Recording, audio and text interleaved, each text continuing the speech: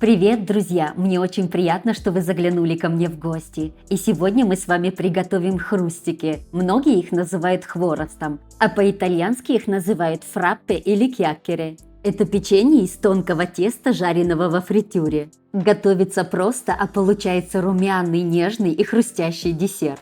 Сегодня я с вами поделюсь, наверное, самым простым вариантом, без молока и без сливочного масла. Но на канале я еще выпущу и другие варианты. А вам, если не трудно, напишите и ваши проверенные рецепты. Я попробую и по вашим рецептам приготовить и выпущу видео на канале. Я думаю, вам будет приятно.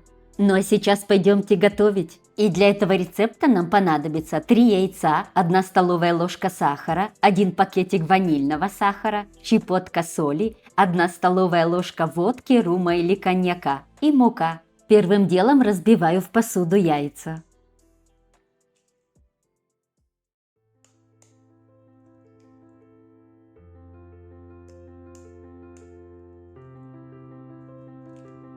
Добавляю щепотку соли, столовую ложку сахара и пакетик ванильного сахара.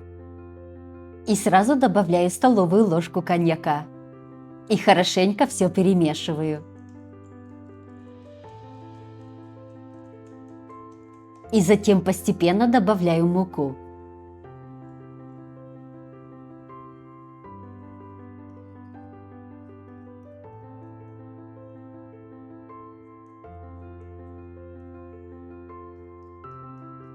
Тесто должно у нас получиться плотненьким и не липнуть к рукам.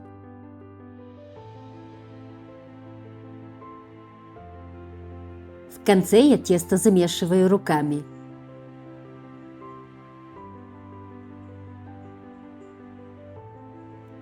Затем припыляю стол мукой и вымешиваю еще немного на столе.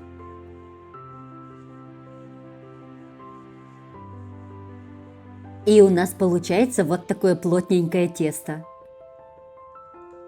И теперь нужно дать тесту отдохнуть. Накрываю пищевой пленкой и кухонным полотенцем и оставляю на 30-40 минут.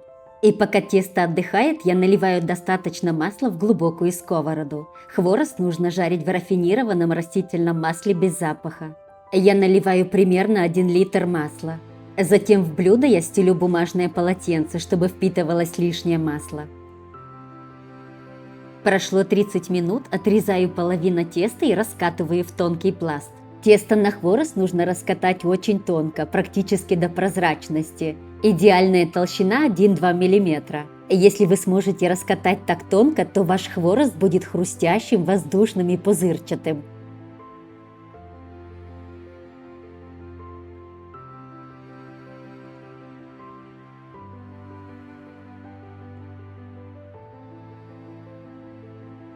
Видите, как тонко я раскатала? Даже рисунок гранита виден. А теперь я нарезаю тесто на полосочки среднего размера.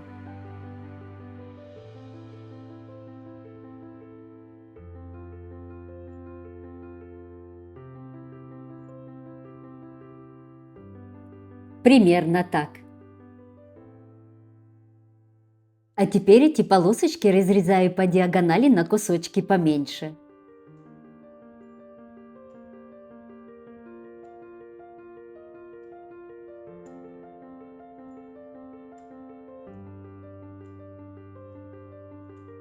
Вот таким вот образом. И выкладываю их на досточку на расстоянии друг от дружки. И то же самое проделываю со вторым кусочком теста.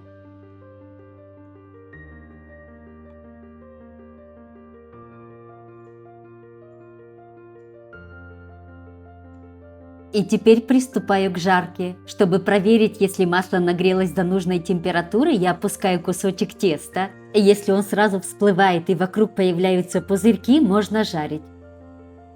И теперь опускаю хворост небольшими партиями. Если будете жарить при низкой температуре, хворост впитает много масла. Жарьте по 40-60 секунд с каждой стороны до золотистого оттенка. Вот и готово, вынимаем их шумовкой.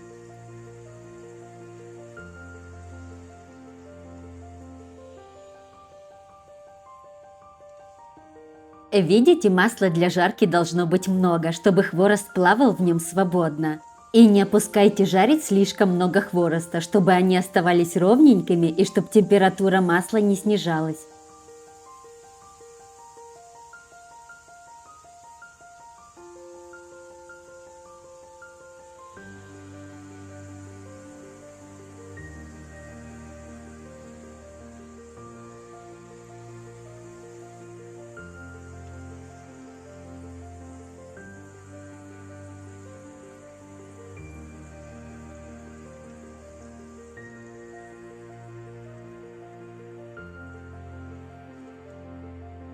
И пока я жарила, я использовала 3 блюда. Я не выкладываю слишком много один на другой, чтобы лишнее масло лучше впитывалось в бумажное полотенце. Видите, какой он получается? Легкий, воздушный, с пузырьками.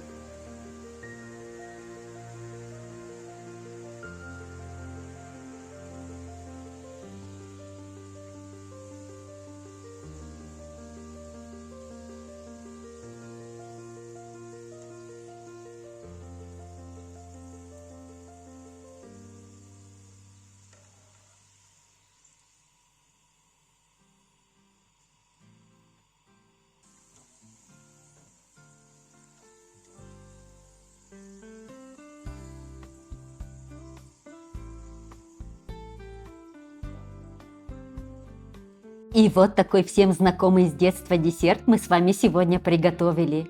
Если вам захотелось чего-нибудь вкусненького, вы быстро можете приготовить такие хрустики. И не зря их так называют, они получаются легкие, воздушные, хрустящие, ну и конечно же очень вкусные.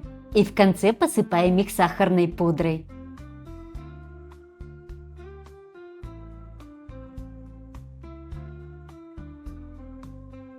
Посмотрите, какие они получились аппетитные. Слышите, как хрустят?